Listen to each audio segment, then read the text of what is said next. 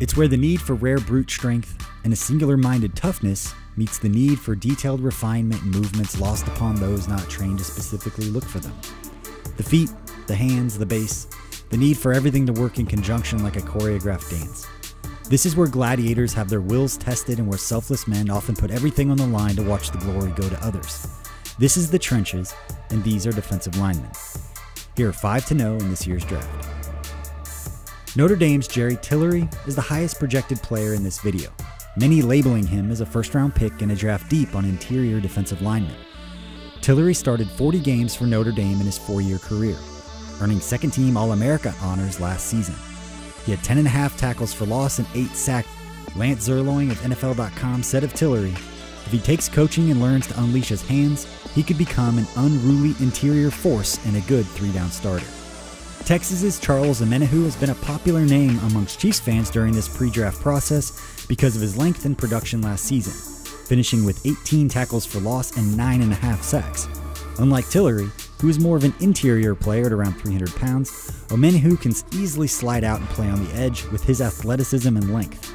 He was the 2018 Big 12 Defensive Lineman of the Year.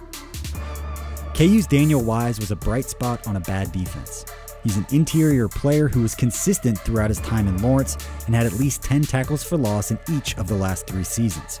And football is in his blood, as his father, Dietrich Wise Sr., was drafted by Seattle in 1988, and his brother, Dietrich Wise Jr., was drafted by New England in 2017. He's been described as an athletic, gap-seeking 3 technique who plays with a disruptive mindset. Ohio State's Draymond Jones is an athletic interior player with a quick first step and is the kind of player who will live in opposing backfields. He was a first-team All-Big Ten player last year with 13 tackles for loss and 8.5 sacks. The guy's only been playing football for 5 years, starting his junior year of high school and now leaving for the NFL after his junior year of college. He was a basketball player before he made the switch, and that athletic fluidity is evident on tape. And finally, Western Illinois' Colin Saunders is another name to know. He became a viral sensation after a video of him doing a backflip hit the internet earlier this offseason, and that simply shined a light on a player who brings much more than just that to the table. He was a second-team FCS All-American last year and grew up in St. Louis, attending Parkway Central High School.